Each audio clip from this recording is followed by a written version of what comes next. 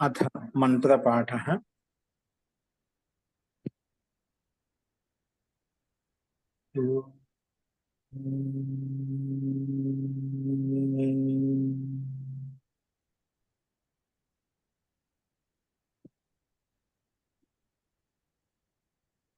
सहनाववतु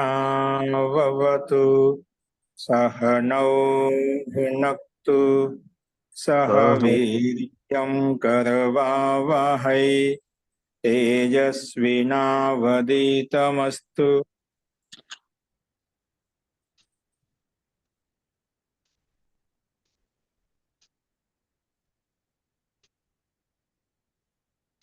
ओम शांति शांति शांति।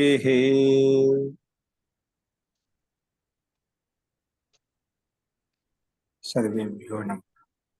అందరికీ నమస్కారం. మనము బృహదారణ్యోపనిషత్తులో ప్రథమ అధ్యాయంలో 3వ బ్రాహ్మణం చూస్తున్నాము. అందులో మనము 18వ సూత్రం వరకు 19వ సూత్రం వరకు 18వ సూత్రం వరకు మనం చెప్పుకున్నాము. 18వ మంత్రాంశం వరకు మనం చెప్పుకున్నాము. 19వది చూడండి. నేను అది మనం విస్తృతంగానే వ్యాఖ్యానం చేసుకున్నాము. ఈరోజు 19వ మంత్రాన్ని గమనించండి. చూడండి, ఇక్కడ మనకి ఏమి ఇవ్వబడిందంటే, సో అయాస్య ఆంగిరసో అంగానాం హి రసః ప్రాణో వా అంగానాం రసః ప్రాణో హి వా అంగానాం రసః తస్మాత్ యస్మాత్ కస్మాచ్చ అంగాత్ ప్రాణ ఉత్క్రామతి తదేవ తద్ శుష్యతి ఏషా హి వా అంగానాం రసః. ఏషా హి వా అంగానాం రసః. సో అయాస్య అంగిరసో అంగానాం రసః. అంగానాం హి రస. ఇక్కడ అయాస్య అంటే మనం ముందు చెప్పుకున్నాం.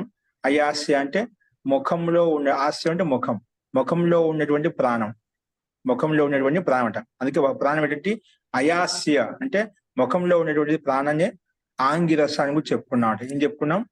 ముఖంలో ఉన్నటువంటి ప్రాణతత్వాన్ని ఆంగిరస అని చెప్పుకున్నాం. ఆంగిరస అని ఎందుకు చెప్పుకున్నామంటే, అన్ని అంగాలను అంటే అన్ని ఇంద్రియాలను ఈ ప్రాణతత్వం పుష్టి చేస్తుంది, పోషిస్తుంది, పాలిస్తుంది అని. ప్రాణం ఉన్నంత వరకే ఇవన్నీ బలంగా, పుష్టంగా, హృష్టపుష్టంగా అన్ని ఇంద్రియాలు పనిచేయగలుగుతాడ.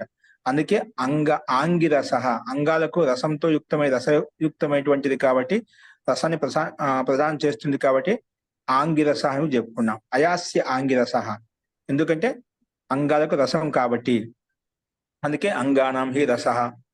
అందుకే ప్రాణం ఏం చెప్పుకున్నాం అంటే అంగానం రసః, ప్రాణోహి వ అంగానం రసః అని చెప్పుకున్నాడు. అంటే ప్రాణం ఏం చెప్పుకుంటే అంగాలకు రసయుక్తమైనటువంటిది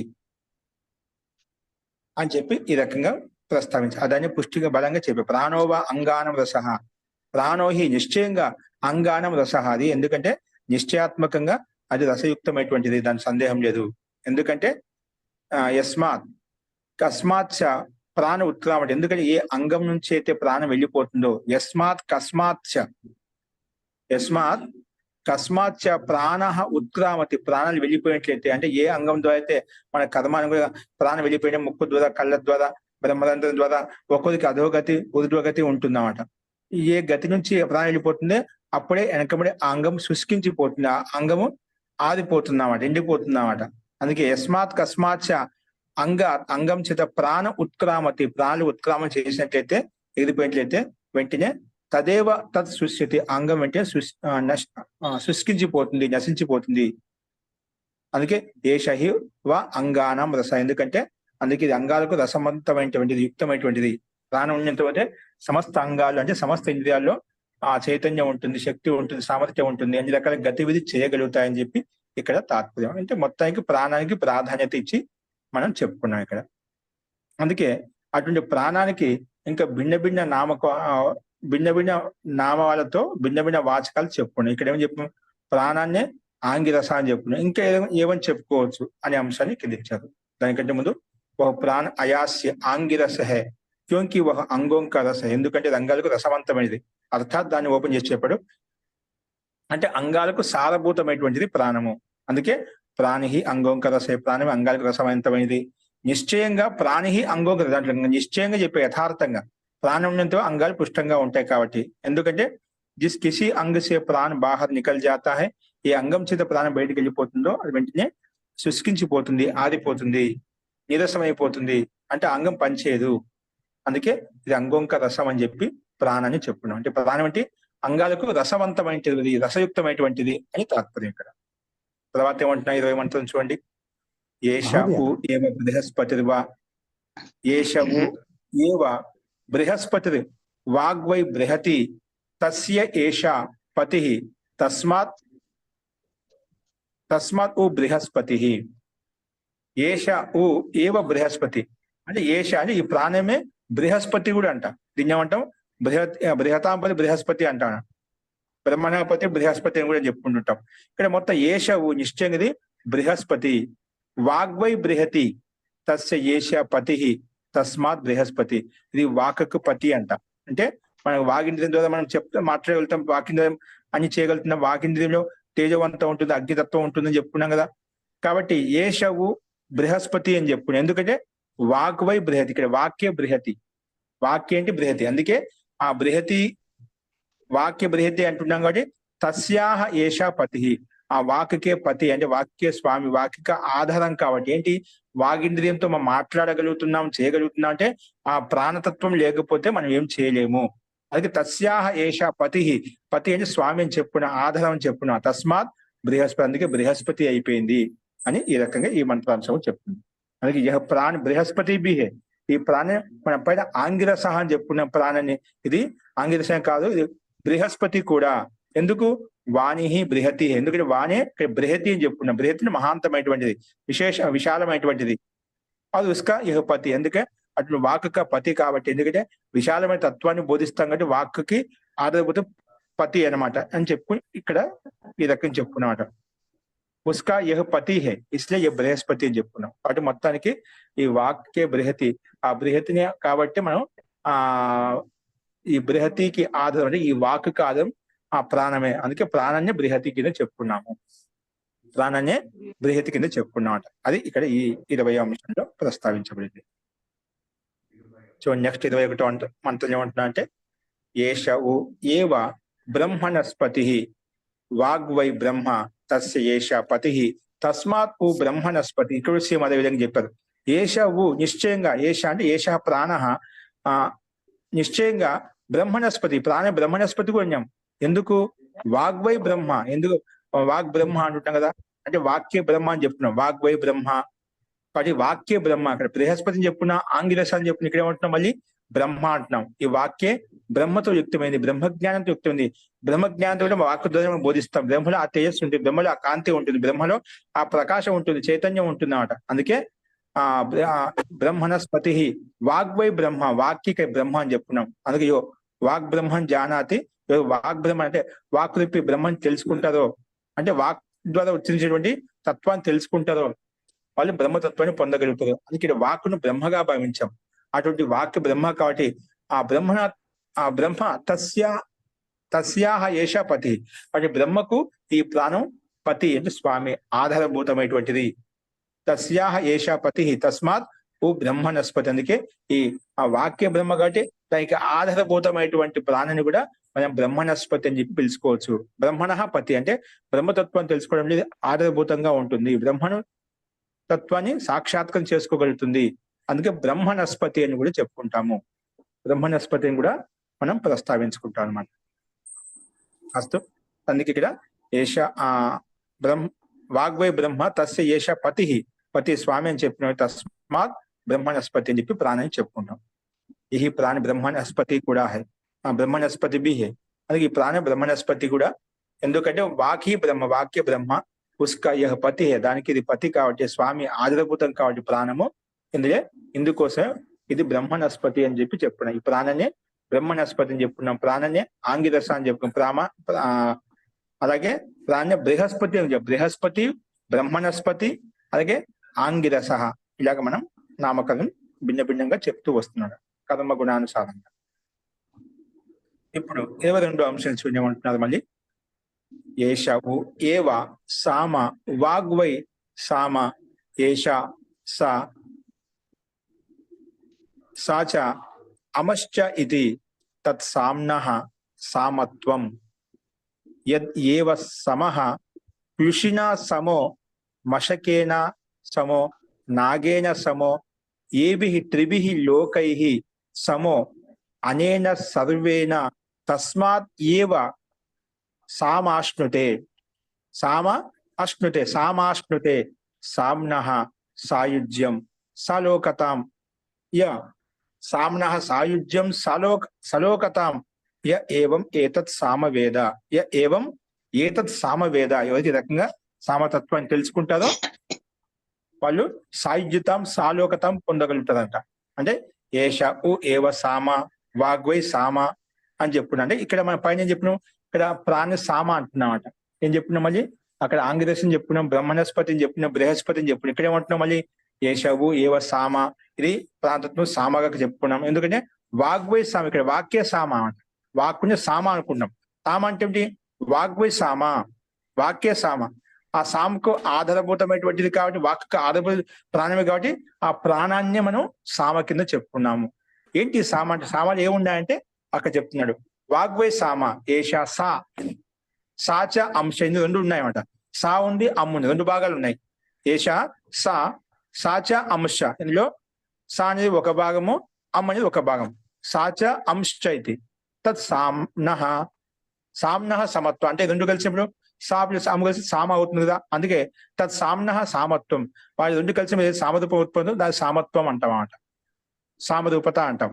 ఎందుకంటే ఇది మూడు లోకాల్లో అంతటా సమత్వంతో వ్యాపించి ఉంది, సమత్వంతో అంతా ఓతప్రోతమై ఉంది అని చెప్పి ఇక్కడ సామ కింద చెప్పుకున్నామాట. సామత్వం యద్ ఏవ సమః ప్లుషినా సమః మశకైన సమః నాగైన సమ, ఇక్కడ మూడు చెప్పేవాడు. ఏబి త్రిలోకై, ఇక్కడ సమః ప్లుషిన, ప్లుషి అంటే చిన్న చిన్న కీట పతంగాల్లాగా ఉంటాయి కదా, దాన్ని ప్లుషి అంటామంట. ఏమంటాం, ప్లుషి అని కింద చెప్పుకుంటామట. ప్లుషి దీమక అంటే ఒక మన ఉంటాయి దీమకాలు అంటే మనం చెదలు పట్టేటువంటి పురుగులు ఏవైతే ఉన్నాయో అవి, లేదా అట్లాంటి పురుగులు ఏవైతే ఉన్నాయో దాన్ని ప్లుషి శబ్దం చెప్పుకున్నామంట. ఏదేవ సమ అంటే ప్లుషినా సమో అంటే దానికి దీమకానికి సమానంగా ఉందో, మశకైన సమానంగా, నాగైన సమ, హాతి, ఇక్కడ నాగ శబ్దం ఏనుగు అర్థంలో వచ్చిందన్నమాట. నాగైన సమహ అంటే ఈ మూడు లోకాలను పోల్చి చెప్పాడు. అంటే ఇది మూడు ప్రాణులను మూడు లోకాలతో పోల్చి చెప్పామంట. అందుకే యదేవ సమ ఎలా ఉందంటే విషినా సమో మశకేన సమో నాగేన సమో ఏభిః త్రిలోకై, ఈ మూడు లోకాల ద్వారా సమో అనేన సర్వ, ఈ మూడు ప్రాణాలతో అంటే అన్నిట్లలో కూడా ఈ ప్రాణుల జీవులు మన ప్రాణులు ఏవైతే చెప్పినో అన్నిట్లో సమాన రూపంలో ఆత్మతత్వం వ్యాపించి ఉంది, ప్రాణతత్వం వ్యాపించి ఉంది. అంటే ఏ ప్రాణిలో అయినా కూడా, మనలో ఉన్న ఒక ఏనుగులో అయినా, ఒక మశకంలో అయినా, ఒక ప్లుషి అంతకంటే సూక్ష్మమైనటువంటి కీటాల్లో అయినా కూడా అన్నిట్లో ప్రాంతత్వం సమానంగా ఉంది, సమభావంలో ఉంది. అందుకే ప్రాణి సామ అని చెప్పారు. సామ సమానత, సామత్వం అంటే ఏకరూపంగా ఉంది, ఒకే విధంగా ఉంది అన్నమాట. అనేక జీవుల్లో, అనేక ప్రాణుల్లో, అనేక రూపాల్లో ఉన్నటువంటి స్వరూపం ఏదైతే ఉందో అదంతా కూడా ప్రాణతత్వంతో నిండి ఉంది, ప్రాణతత్వం ఓతప్రోతమై ఉంది. అంటే అన్నిట్లలో ఆ సామ రూపంలో వ్యాపించి ఉంది. అంటే అన్నిట్లలో ఉండే జీవులు, అన్ని జీవుల్లో ఉండేది ప్రాణం ఒకటే, అక్కడ భిన్న భిన్నం కాదు. అంటే గుణ కర్మ స్వభావాన్ని బట్టి, పాప పుణ్య కర్మను బట్టి ఒక్కొక్కరికి ఒక రకమైన శరీరాన్ని పరమాత్మ అందించామట. ఈ సంసారంలో పృథ్వీ మీద ఎన్నైతే జీవరాశులు కనిపిస్తున్నాయి, ఎన్నైతే ప్రాణాలు కనిపిస్తున్నాయో వారు చేసినటువంటి పాప పుణ్య కర్మల కారణంగానే వారికి ఆ జన్మ కనిపిస్తుంది. అందుకే అన్నింటిలో ప్రాంతత్వం ఉంది, కానీ ఒక్కొక్క జాతి ఆయు భోగం అనేది భిన్న భిన్నంగా ఉంది. ప్రత్యేక ప్రాణికి జాతి ఆయు భోగం భిన్న భిన్నంగా ఉంది అన్నమాట. అందుకే ఇక్కడ సమహ ప్లుషినో సమహ మశకైన సమో నాగైన సమో ఏబి త్రిభిః లోకై, మూడు ప్రాణులను మూడు లోకాలతో పోల్చి సమో అనేన సర్వేన, వీటన్నిటితో సమానంగా ఉంది కాబట్టి తస్మాదేవ సామ అష్ణుతే, అందుకే సామతో అష్ణుతే వ్యాపించి ఉంది, సామతను ఓతపోతూ ఉన్నాయి. సమస్త జీవులు ఈ ప్రాణంతో ఓతపోతమై ఉన్నాయి. అందుకే సామ్న అంటే ఏం చెప్పిన ఇక్కడ సాయుధ్యం, సామ్న సాయుధ్యం సాలోకతాం ప్రాప్నోతి అంటే సాయుధ్యత సమాతను సాలోకతను పొందగలుగుతాడు, ఆ శక్తి అతనిలో ఉత్పన్నమవుతుంది. సాయుధ్యత అంటే సమానత అనమాట, సాలోకత అంటే ఒకే స్థానంలో ఉండడం అనమాట, ఒకే స్థానంగా వ్యాపించి ఉంటాం. అందుకే ఎవరైతే ప్రాణం యొక్క ఈ సామరూపాన్ని తెలుసుకుంటారో, సామరూపాన్ని తెలుసుకుంటారు, సామరూపం అంటే ఇక్కడ సాయుధ్యత అంటే సాయుధ్యతను తెలుసుకుంటారు అంటే సమాన రూపాన్ని తెలుసుకుంటారో వాళ్ళు సాలోకతాన్ని పొందగలుగుతారు, అంటే సమానతత్వాన్ని పొందగలుగుతారు. అందుకే సాయుధ్యత అంటే సమానత, సలోకత అంటే ఇక్కడ ఏకీ స్థానంలో ఉండటం, అలాగే ఒకే స్థానంలో ఉంటూ ఆ సామరూపాన్ని ప్రాణతత్వాన్ని తెలుసుకుంటారో అటువంటి వ్యక్తి స్వార్థహీనుడైపోయి ఆ సామతత్వంలో ప్రాణతత్వంలో ఓతప్రోతం అయిపోయి అన్ని లోకాల్లో అన్ని లోకాల్లో వాసం చేయగలుగుతాడు, అన్ని లోకాలు జయించగలుగుతాడు. అటువంటి శక్తి సామర్థ్యంలో ఉత్పన్నం అవుతుంది. సాయుధ్యత కలిగిన వ్యక్తి సాలోకతను పొందగలుగుతాడు అనమాట. అందుకే ఏవం ఏతత్ సామవేద, ఈ రకంగా సామతత్వం తెలుసుకుంటారో వాళ్ళు సాలోకతను పొందగలుగుతాడు, అంటే సంపూర్ణ లోకాన్ని జయించగలుగుతాడు అని అన్ని చోట్ల అతనికి ఊర్ధ్వ గతి అనేది ఉంటుంది, ఉన్నతమైన గతి అనేది ఉంటుంది అని చెప్పి ఇక్కడ ఈ రకంగా ఈ మంత్రాంశాన్ని చెప్పబడింది అన్నమాట. యహ ప్రాణ సామభీహే ఆంగిరసం చెప్పుకున్నాం, బ్రహ్మణస్పతి బృహస్పతి, ఇప్పుడేమంటున్నాం ఇదే ప్రాణము సామ కూడా సామంతో యుక్తమై ఉంది, సామాన్ని కూడా అంటాము. ఎందుకంటే వాణి సాహై, ఎందుకంటే వాణి సారూపంలో ఉంది. అందుకే అలాగే ప్రాణం అవుతున్న అమ్ము అంటే అమ్ము కలిసి సామ అయిపోయింది అనమాట. వాక్ సా అని చెప్పి దాని సగభాగం, ప్రాణం సగభాగం అంటే వాక్, అంటే వాక్కి అర్థం ప్రాణము అని చెప్పి. అందుకే దీన్ని విభాగం చేసి వాణి అనేది సాతో యుక్తమై ఉంది, ప్రాణం అమ్ముతో యుక్తమైనది, రెండు భాగాలు చేసిన రెండు కలిస్తేనే సా మరియు అమ్ము కలిసినే సామ అయిపోయింది. ఇదే సామక సామత్వం అంటే సమానత్వము అన్నిట్లో అన్ని జీవులు సమాన రూపంలో వ్యాపించి ఉంది. ఎందుకంటే అది చెప్తున్నాడు ప్రాణం మక్కీకే సమాన హే అంటే మశకం దోమకు సమానంగా ఉంది, మచ్చరికే సమాన హే అంటే చెదకి సమానంగా ఉంది, దోమకు సమానంగా ఉంది, ఏనుకు సమానంగా ఉంది. ఈ రకంగా త్రిలోకే సమానం, అలాగే అన్ని లోకాల్లో ప్రాంతలు సమాన రూపంలో ఉంది. ఇక్కడే కాకుండా అన్ని జీవుల్లో అన్ని ప్రాణుల్లో ఆ దేవతల్లో అయినా మనుషులు అయినా ప్రాంతత్వం అందరిలో ఒకటే విధంగా ఉంటుంది. ఎందుకంటే ఆత్మతత్వం అనేది శుద్ధ బుద్ధ నిత్య స్వభావంతో యుక్తమైంది. ఎటువంటి ప్రాణులు అయినా కూడా అక్కడ ఈ ఆత్మ దివ్యమైందంటే దివ్యాత్మ ఉంటుంది, ఇది సామాన్య ఆత్మ ఉంటుంది. ఆత్మ దివ్యమైన ఆత్మ అన్నిట్లో సమానత్వమే. దేవతలైనా సామాన్య వ్యక్తులైనా రాక్షసులైనా క్రిమికీటకాలు ఉన్న జీవ ఆత్మ రూపంలో ఆత్మత్వము సమానము. కానీ దాంట్లో ఉండేటువంటి గుణకర్మాలను బట్టి, దాంట్లో ఉండే మాలిన్యాన్ని బట్టి అవి ఒక్కో రకమైన శరీరం ధరించాయి. అంతేకాని ఆత్మ నిత్య శుద్ధ బుద్ధ స్వభావంతో యుక్తమై ఉంది. అందుకే ఇక్కడ అన్ని లోకాలతో వ్యాప్తమై అని చెప్పిన క్యోంకి యహ ప్రాణ్ ఈ త్రిలోక్య సమానం అంటే ఈ రకంగా అన్ని లోకాలకు సమానంగా ఉంది. అవును ఈ సభీకే సమానం అంటే ఆ పైన చెప్పిన జీవులకు అన్నిటికీ సమానంగా ఉంది. ఇందుకోసమే యహ సామము అని చెప్పుకున్నాము. ఈ ప్రాణమే సామం కింద చెప్పుకున్నాం. ప్రాణమే అంతటా ఓతప్రోతమైంది, అన్ని జీవుల్లో ఒకే విధంగా ఉంది, వ్యాపించి ఉంది. జో ఈ రకంగా సామ్ని తెలుసుకుంటారో వాళ్ళు సామం యొక్క ఏకరూపతను పొందగలుగుతారు, సాలోకతాన్ని పొందగలుగుతాడు, సమానత్వాన్ని పొందగలుగుతాడు, అన్ని లోకాలు జయించగలుగుతాడు. వారికి ఆ శక్తి సామర్థ్యం వస్తుందంటే స్వార్థహీనత్వాన్ని పొందదు. స్వార్థహీనత్వాన్ని ఇప్పుడు విధంగా ప్రాంతం స్వార్థహీనంగా ఉందో అలాగే అతను కూడా స్వార్థహీనత్వాన్ని పొంది అంటే సాలోకతాన్ని పొంది సమానత్వాన్ని పొంది అన్నింటిలో సమాన రూపాన్ని చూస్తూ, అంటే ఇప్పుడు ప్రారంభంలో మనం ఈశా వాష్యోపనిషత్తులు చెప్పుకున్నాను, అన్ని సమస్త ప్రాణులు తన ప్రాణంగా భావిస్తాడు. తనం ఏ విధంగా అయితే కోరుకుంటాడో సమస్త ప్రాణుల పట్ల కూడా అదే విధంగా భావన కోరుకుంటాడు.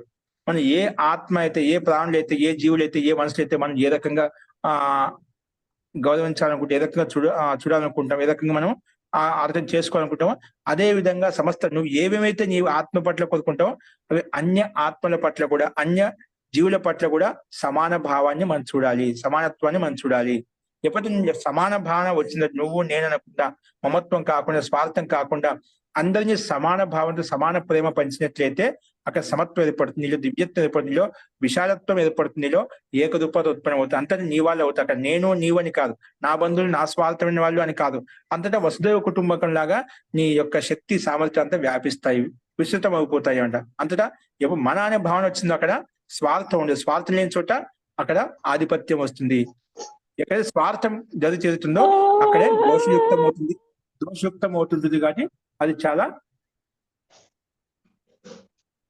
దోషయుక్తంగా ఉంటుంది కాబట్టి అది వారిలో ఆధిపత్యాన్ని కాకుండా స్వామిత్వాన్ని కాకుండా ఇక్కడే ఏకాంగి రూపంలో ఉంటుంది. అటువంటి వ్యక్తి దోషయుక్తం అవుతాడని చెప్పి ఇక్కడ మనం తెలుసుకోవచ్చు అన్నమాట. కాబట్టి మొత్తానికి అది శక్తి సామర్థ్యాన్ని పొందుతాడు ఎవరైతే ఈ రకం తెలుసుకుంటారని చెప్పి ఇక్కడ మనం చూసి అలాగే చూడండి కింద ఏమంటున్నారు మళ్ళీ ఇది ఇంకేం చెప్తున్నారు ఈ ప్రాణి ఎటువంటిదంటే ఇంకా విశేషంగా చెప్పుకున్నాం. ఏష ఉద్గీత ఈ ప్రాణి ఉద్గీతం కూడా అంటున్నాం. ఏమంటున్నాం చూడు అన్నిటికీ ఆధారం. అందుకే మన శరీరంలో ఉండే ప్రాణతత్వం అత్యంత సారవంతమైనదండి. నిజంగా ఈ ప్రాణతత్వం తెలుసుకున్నట్లే ధ్యానంలో మనం ప్రాణతత్వం ఎందుకంటే శ్వాస మీద ధ్యాస ఎందుకంటే ఇందుకోసం అంటారు. అంటే దాని సూక్ష్మం తెలుసుకోవాలి. ఒక ప్రాణం మీద మనం ఒక విషయం లీనం చేసినట్లయితే ఏమవుతుందంటే మనకు సూక్ష్మంగా అంతఃప్రవేశం కలుగుతున్నాడు. ఎప్పుడూ ప్రాణతత్వాన్ని మనం చూస్తూ మన మనసుని కేంద్రీకరించినట్లయితే ఏమవుతుందంటే అటువంటి వ్యక్తి త్వరగా లోపలికి ప్రవేశించగలుగుతాడు, అంటే అంతర్ముఖంగా కాగలుగుతాడు. అంటే ప్రాణాన్ని మనం గమనించాలి. ప్రాణం మీద మనం ఫోకస్ చేసినట్లయితే అంతర్ముఖంగా శీఘ్రంగా వెళ్ళగలుగుతాం. మనం మానసికంగా మనము ఆ మనసులో విచారం చేసినట్లయితే మనం అంతగా లోపలికి వెళ్ళలేం. మనసులో ఎందుకు అనేక ఆలోచనలు అనేక విచారాలు వస్తూ ఉంటాయి, ఆలోచిస్తూనే ఉంటాం. అదే డైరెక్ట్ గా మనం ప్రాణతత్వం మీద మనం దృష్టి ఉంచినట్లయితే అత్యంత త్వరగా మనము సమాహితం కాగలుగుతాం, ఓతప్రోతం అవుతాం. అంటే పరమాత్మలో ధ్యానం లీనం అయిపోతాము. నిజంగా వాస్తవంగా రాత్రి చాలా మందికి ఈ రకంగా ప్రాణతత్వం మీద గమనిస్తూ చూస్తూ నిద్రపోయినట్లయితే వెంటనే అతనికి నిద్ర వస్తుంది. చాలా మంది నిద్ర రాదు అంటున్నారు. ఆ సామతత్వాన్ని అంటే ప్రాణతత్వాన్ని నువ్వు గమనించినట్లయితే చూసినట్లయితే అంటే ఆ ప్రాణతత్వం మీద దృష్టి పెట్టి నువ్వు ఆత్మచింతన చేసినట్లయితే అంటే పరమాత్మ యొక్క చింతన చేసినట్లయితే అత్యంత త్వరగా నువ్వు అంతర్ముఖంగా లోపలికి వెళ్ళగలుగుతావు. ఆ స్థితి ఏర్పడుతుందన్నమాట. చాలా మంది అందుకే ఆ రకంగా ఎక్కువగా స్తుతిస్తూ ప్రార్థిస్తూ ఉంటారన్నమాట. అంటే ఎవరైతే ఆ తత్వం మీద లీనమవుతుందో వాళ్ళకి బాధ కష్టపడిది లోపిస్తాయి, బాధ కష్టాలు తగ్గుతాయి అన్నమాట. అంటే తగ్గడం అంటే అక్కడికి అనుభూతి సహించగల శక్తి సమర్థ ఎక్కువగా ఉంటుందన్నమాట. ఆ సామర్థ్యం అతనిలో వస్తుంది. ఇవన్నీ మనం కొంచెం ప్రాణతత్వం మీద మనం దృష్టి ఉంచినట్లయితే అనుభూతిని స్వయంగా తెలుస్తుంది అన్నమాట. ఆ రకంగా మనం ప్రయత్నం చేయొచ్చు. అందుకే ఇక్కడ ఏమంటాం ఉద్గీత అని చెప్పుకుంటాం. ఏష ఉద్గీత ప్రాణో వా ఉత్ ప్రాణేన హి ఇదం సర్వం ఉతబ్ధం వాగేవ గీతం వాగ్ ఏవ గీత ఉచ్చ వాగేవ ఉద్గీత అని చెప్పి చెప్పుకున్నాను. వాగ్ ఏవ గీతోచ్చ గీతాచ ఇది సా ఉద్గీత. ఇక్కడ వాగేవ గీత ఉత్ చ గీత అంటే ఇక్కడ ముందు మనం ఏం ఉద్గీత అని చెప్పుకున్నాం. ఉద్గీత ఎన్ని శబ్దాలు ఉన్నాయి? ఉత్ ఉంది, గీత ఉంది అన్నమాట. ఉత్ గీత రెండు శబ్దాలు ఉన్నాయన్నమాట. ఇక్కడ వాగేవ గీత అని చెప్పుకున్నాము. ఉత్ చ గీత, గీతా చ ఉత్ చ రెండు కలిస్తే గీత అయిపోయింది అన్నమాట. వాగేవ గీత ఉత్ చ గీత అంటున్నాం, ఉత్ అంటున్నాం, రెండు కలిస్తేనే గీత అయిపోయింది అన్నమాట. అది గీతాచ ఉచ్చ గీతాచ ఇది స ఉద్గీత. అందుకే ఇక్కడ మొత్తం కలిపినట్లయితే ఉద్గీత అని చెప్పి చెప్పుకున్నాం. రెండు శబ్దాలు కలిపినట్లయితే ఉద్గీత అయిపోతుంది. గీతం అంటే ఉన్నతంగా ఉచ్చరిస్తాం కానీ ఉద్గీతం అంటాం. మనం ముందుకు చెప్పుకున్నాం ఉద్గీత విషయంలో, ఓంకార విషయంలో చాలా విపులంగా చెప్పుకున్నాం. ఉద్గీతం ఎందుకంటే ఉచ్చ స్వరంతో ఉన్నతమైన స్వరంతో మనం ఉద్గీతాన్ని అంటే గాయత్రి మంత్రం మనం ఉచ్చరిస్తాం కాబట్టి ఉద్గీతం అంటాం. అంటే ఒక్కొక్క ఒక రకంగా ఉచ్చరిస్తుంటాం. మొత్తం ఉద్గీతం అంటే ఓంకార నాదాన్ని గాయత్రి అధిష్టాన్ని మన విధంగా ఉచ్చస్వరంతో చెప్తా ఉందని ఉద్గీతంగా చెప్పుకున్నాం. అందుకే ఇక్కడ వాక్ గీత ఉచ్చ అని చెప్పుకున్నాం. అందుకే గీతాచ ఇది, అందుకే దీన్ని ఉద్గీత అని చెప్పి చెప్పుకున్నాం.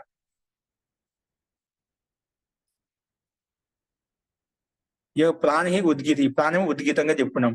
ఎందుకంటే ప్రాణి ఉత్, ఇక్కడ ప్రాణమే ఉత్తు రూపం చెప్పుకున్నాం. ఏంటి ఇక్కడ ప్రాణం ఉత్తుగా చెప్పుకున్నాం.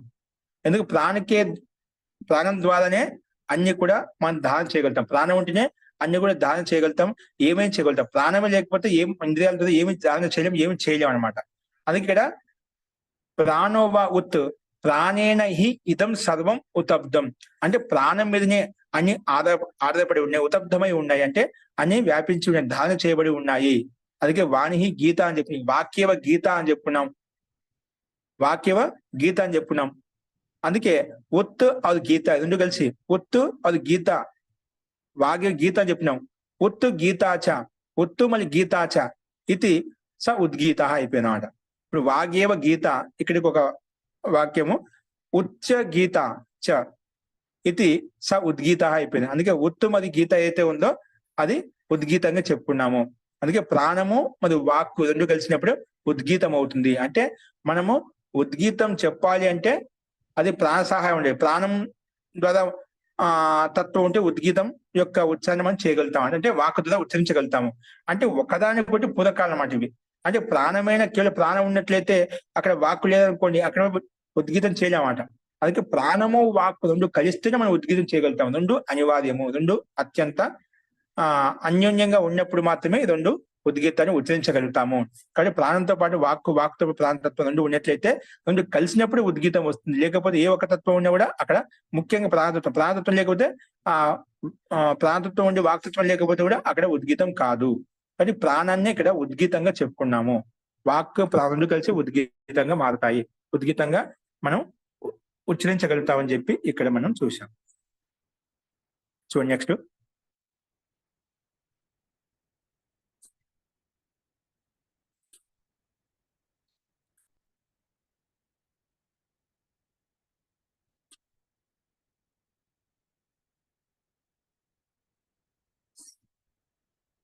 తద్హాపి నెక్స్ట్ వచ్చేసి 24వ మంత్రం చూడండి. తద్వాపి తద్ధాపి బ్రహ్మదత్తః తద్హాపి బ్రహ్మదత్తః చైకితాయనేయో బ్రహ్మదత్తః చైకితాయనేయో రాజానం భక్షయన్ ఉవాచ రాజానం భక్షయన్ ఉవాచ అయం రాజా త్యస్య మూర్ధానం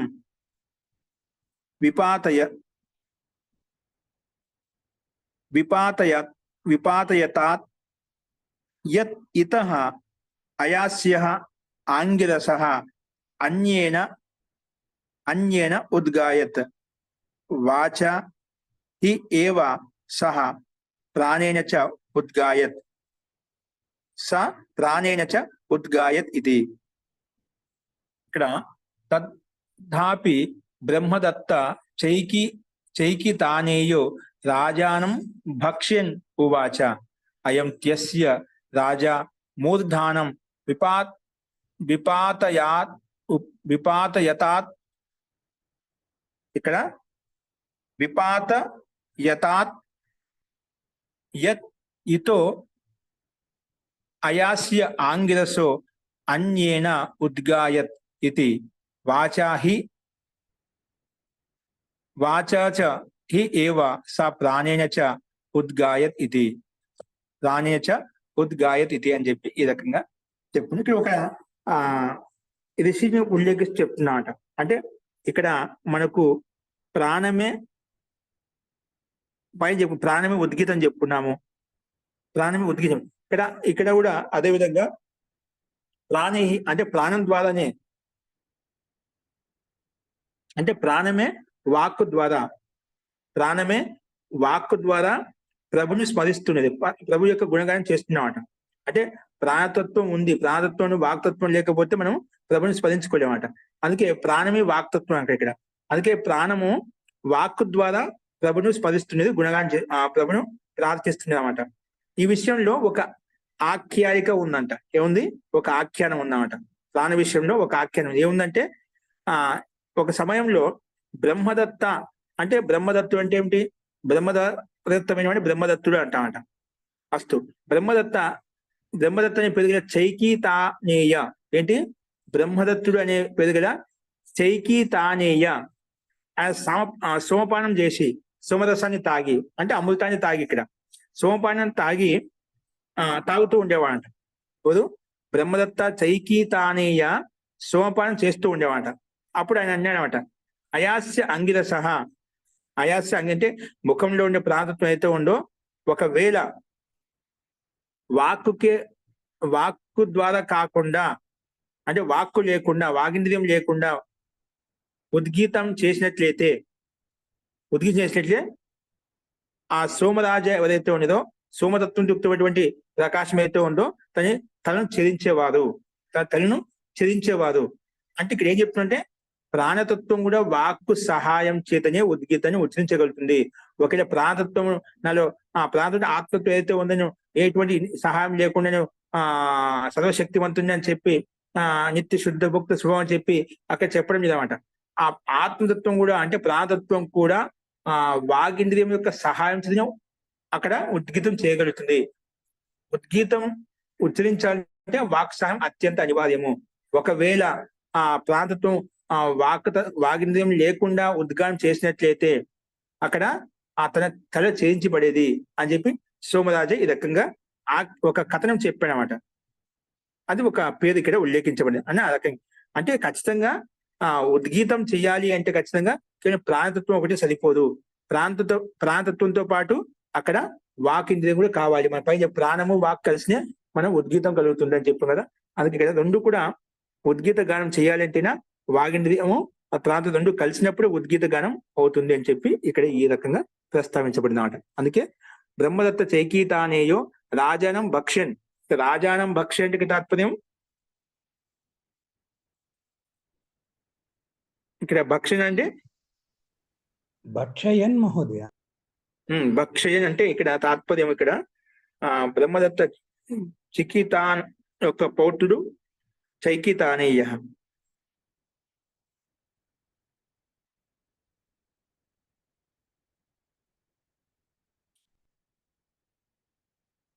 అంటే భక్షణిక సోమపానం చేస్తున్నప్పుడు చెప్పామట. భక్షణం ఉవాచ అంటే అదప్పుడు చెప్పాడు. ఎవరు? ఈ రాజా సోమపానం చేస్తున్న సమయంలో ఈ రకంగా ప్రస్తావించాడు. ఏంటంటే ఇక్కడ ఒకవేళ ప్రాంతత్వము వాగింద్రియం లేకుండా ఉద్గీతం చేసినట్లయితే తన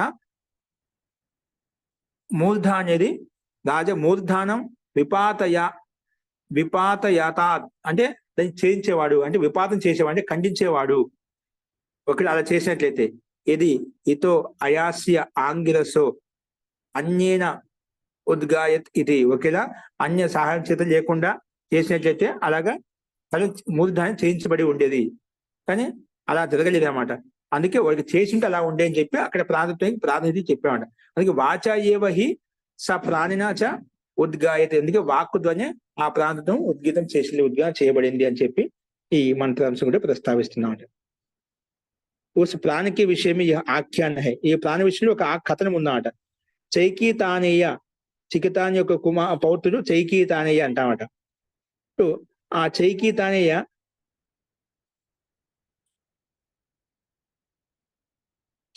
బ్రహ్మదత్త యజ్ఞంలో సోమపానం చేస్తూ ఉండేవాడట. యజ్ఞంలో సోమపానం చేస్తూ ఉంటే ఇది అయాస్య మరియు అంగిరస అనే పెరుగుల ముఖ్య ప్రాంతం ఏదైతే ఉందో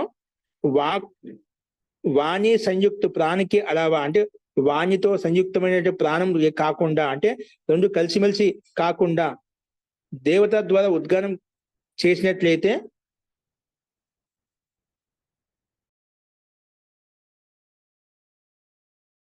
మనం తాగదా ఆ అమృతత్వం అయితే ఉందో తనను ఛేదించేది. అందుకే ఇక్కడ ప్రాణము మరియు వాక్కు ద్వారానే ఉద్గానం చేయబడింది. అది నిశ్చయంగా ఇక్కడ చెప్పబడిందన్నమాట. ఐసా నిశ్చయ హోతా హై. అందుకే ఇక్కడ మనకు వాక్కు ద్వారా సహాయం లేకుండా మన ప్రాంతత్వం కూడా ఏం చేయలేదు. అంటే మనం ప్రాంతత్వం ఉండి నిత్య శుద్ధ బుద్ధ స్వభావం యుక్తమైనటువంటిది కూడా ప్రాంతత్వం అంటే ఆత్మతత్వము మనం ఏమి చేయలేకున్నాం. అంటే అన్ని ఉన్నప్పుడు కూడా ఆ రకంగా ప్రకాశవంత ఇంద్రియం యొక్క సహాయం లేనట్లయితే మనం చేయలేము. అది ఇంద్రియం యొక్క సహాయం కూడా ప్రాంతత్వం అత్యంత అనివార్యం అని చెప్పి ఇక్కడ మనకు విశేషంగా చెప్పబడింది అన్నమాట. అలా చెప్పిన తర్వాత చూడండి మళ్ళీ ఎక్కడ ఏమంటున్నా అంటే తస్య ఏతస్య సామ్నః యః స్వం వేద భవతి అస్య స్వం తస్యైవై స్వరః ఏవ స్వం తస్మాత్ ఆర్త్విజ్యం కలిస్యన్ వాచీ స్వరం ఇచ్చేత్ వాచ స్వర సంపన్నయ ఆర్త్విజ్యం కుర్యాత్ తస్మాత్ యజ్ఞే స్వరవంతం దిదృక్షంతే స్వరవంతం దిదృక్షంతే దిదృక్షంతే ఏవ అథ ఓ యస్య స్వం భవతి భవతిహ అస్య స్వం య ఏవం ఏతత్ సామ్నః స్వం వేద. ఈ రకంగా సామతత్వం ఎవరు తెలుసుకుంటారో, అంటే వాక్ అనేది సామగానం చేస్తుందని చెప్పుకున్నాము. ఎందుకంటే ఈ సామానికి అంటే ప్రాణమే సామం అని చెప్పుకున్నాం అన్న. ఆ ప్రాణం సామం అని చెప్పిన సామాన్ ఏమున్నాయి, సా ప్లస్ అమ్మని చెప్పుకున్నాం, రెండు కలిసి సామా అని చెప్పుకున్నాం. అంటే ఇక్కడ వాక్ సహాయం కూడా ఉందన్నమాట. అంటే ఈ సామానికి ప్రాణతత్వానికి ధనం ఏంటి అంటే అది సామగానం చేస్తుంటాం. సామగానానికి ధనం ఏంటంటే ఐశ్వర్యం. అంటే ఇక్కడ దానికి ఐశ్వర్యము, దానికి సర్వస్వము స్వరము. అందుకే తస్య ఏతస్య సామ్నో యహ స్వం వేద. స్వం వేద అంటే ఇక్కడ సామ్నహక స్వం అంటే ఇక్కడ దీనికి ఆధారం ఏంటి, దీనికి విశేషమైన ఐశ్వర్యం ఏమిటంటే సామగానానికి స్వరం. అంటే ఎవరైతే సామగానం నేర్చుకున్నారో వాళ్ళకి ధనం ఏంటంటే సామాన్యం కాకుండా స్వరం యుక్తంగా ఎవరైతే ఉచ్చరించగలుగుతారో, సామగానం చేయగలుగుతారో అదే అతనికి ధనం అనమాట. అంటే అటువంటి స్వరయుక్తమైన కళ ఎవరైతే ఉందో అటు అన్ని రకాల ఐశ్వర్యం పొందగలుగుతాడు. అంటే ఒక వ్యక్తి దగ్గర ఏదో ఒక నైపుణ్యం ఉంది, ఒక కళ ఉందంటే వాటిలో ఉండే విశేష గుణం. అందుకే మంత్రాంశంలో ఎవరికైతే స్వరయుక్తత ఉన్నట్లయితే అదే అతనికి ధనము. అటువంటి ధనం ఉన్నట్లయితే, అటువంటి విశేషత ఉన్నట్లయితే, అటువంటి జ్ఞానం ఉన్నట్లయితే అతనికి అన్ని రకాల ఐశ్వర్యాలు సిద్ధిస్తాయి. అందుకే ఇక్కడ సామాన్యానికి ధనం ఏమిటంటే దాని యొక్క సర్వస్వం ఏంటంటే స్వరము. అందుకే ఈ సామ యొక్క ధనాన్ని అంటే స్వామి యొక్క ఐశ్వర్యాన్ని అంటే సామగానం ఏ రకంగా చేయాలనో, ఏ విధంగా ఉచ్చరించాలనో ఆ సామ యొక్క స్వరాన్ని ఉదాత్త అనుదాత్త స్వరాన్ని ఏవైతే యథార్థంగా తెలుసుకుంటారో అటువంటి వ్యక్తి ధనవంతుడు అవుతాడు, అటువంటి వ్యక్తి విద్యావంతుడు అవుతాడు, అటువంటి వ్యక్తి అన్ని రకాలుగా ఐశ్వర్యం సిద్ధించుకోగలుగుతాడు. అంటే ఆ రహస్యాన్ని యథార్థంగా సామాం యొక్క రూపం అయితే ఉందో, సామగానం యొక్క రూపం అయితే ఉందో అది యథార్థంగా తెలుసుకున్నట్లయితే అతడు ధనవంతుడు అవుతా అని చెప్పి చెప్పుకున్నాం ఇక్కడ. అందుకే యహ స్వం వేద భవతి అస్య స్వం తస్య వై స్వరః ఏవ. అదే అతనికి స్వరమే అతనికి ధనయుక్తమైనటువంటిది, ప్రధానయుక్తమైనటువంటిది, ఐశ్వర్యంతో యుక్తమైనటువంటిది. స్వం తస్మాత్ ఆర్తిజ్యం కరిష్యన్ వాచి.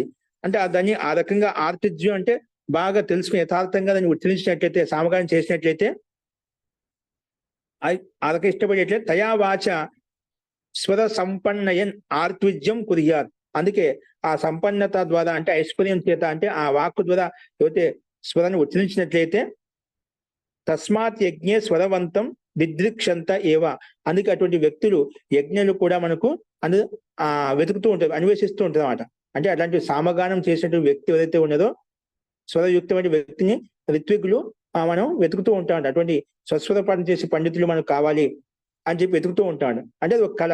అటువంటి కళ ఎవరిలైతే ఉందో అది అతనికి ధనయుక్తమైనటువంటిది. అందుకే ఈ రకమైన స్వరంతో సంపన్నమైన వాక్కు ద్వారా ఋత్వికులు కార్యం చేయాలి, పని చేయాలి. అంటే ఆ సామగానం యొక్క స్వరూపం ఏదైతే ఉందో యథార్థంగా తెలుసుకుని ఎవరైతే ఈ రకంగా పనిచేస్తారో వాళ్ళకి అన్ని రకాల ఐశ్వర్యాలు సిద్ధిస్తాయి అని చెప్పి ఇక్కడ మనకు స్పష్టంగా చెప్పబడుతుందన్నమాట. అందుకే ఇక్కడ యజ్ఞంలో కూడా స్వరంతో యుక్తమైనటువంటి వ్యక్తుల్ని, ఋత్విజుల్ని మనం వెతుకుతూ ఉంటాము. అంటే ఎందుకంటే అతనికి వాక్యలో స్వరం ఏదైతే ఉందో, సస్వరం ఏదైతే ఉందో అది అతనికి ధనంగా ఉంటుంది కాబట్టి, అది ఐశ్వర్యంగా ఉంటుంది కాబట్టి, అందరినీ ఆహ్లాదకరంగా చేస్తుంది కాబట్టి అటువంటి మొదటి ధనాన్ని ఎవరైతే యథార్థంగా తెలుసుకొని ఈ రకంగా స్తుతిస్తారో అటువంటి వ్యక్తి సామరూపానికి సామరూపానికి ఆధారభూతమైన ధనానికి స్వామి అవుతాడు, ఆధిపత్యాన్ని పొందుతాడు, అన్ని రకాల ఐశ్వర్యాన్ని పొందగలుగుతాడని చెప్పి ఇక్కడ ఈ మంత్రంలో కూడా ఈ రకంగా ప్రస్తావించబడింది. చూడండి, జో ఇస్ సామ శబ్ద వాచ్ ముఖ్య ప్రాణికే ధనుకో జాంతా హై. ఈ సామరూప శబ్ద ఏదైతే ఉందో దాని యొక్క వాచ్యం అంటే ముఖ్యం ప్రాణం అని చెప్పాం. ఈ ప్రాణం యొక్క ధనం ఏంటి? ఆ ధనాన్ని యథార్థంగా తెలుసుకుంటారో అతడు ధన ప్రాప్తి హోతా, అతనికి ధనం ప్రాప్తం అవుతుంది. అంటే ఎవరిలో ఏ గుణం ఉంటుందో, విద్వత్త ఉంటుందో దాని ద్వారా వ్యక్తి ఆ తత్వాన్ని అంటే ప్రతి ఒక్కరిలో గుణంలో సమస్త జీవుల్లో మనం చూస్తాం, సమస్త ప్రాణుల్లో మనం చూస్తాం, ప్రతి ఒక్కరిలో ఏదో కళ ఉంటుందా ఆ కళను అతనికి తన ధనానికి కారణభూతం, దాని ఆజీవికు కారణభూతం అవుతుందన్నమాట. ఏదో ఒక కళ అనేది ప్రతి ఒక్కరిలో ఉంటుంది. దాన్ని బేస్ చేసుకుని సమస్త జీవులు, సమస్త ప్రాణులు బ్రహ్మాండంలో మనం చూస్తున్నాం, జీవిస్తున్నారు. వాళ్ళ కాలయాపం కొనసాగుతూ ఉందన్నమాట. అంటే ఏదో ఒకటి గుణం అనేది విశేషత అనేది మనలో ఉండాలి. అలాగనే ప్రతి ఒక్కరు మనం చూస్తున్న సమాజంలో ప్రత్యేక ప్రాణి కూడా ఏదో ఒక గుణ విశేషంతో, అది ఎక్కువ తక్కువ వేరే విషయం, కానీ ఒక గుణంలో యథాశక్తి యథా సామర్థ్యం కర్మానుగుణంగా వారికి ఆ సామర్థ్యం అస్తు. అందుకే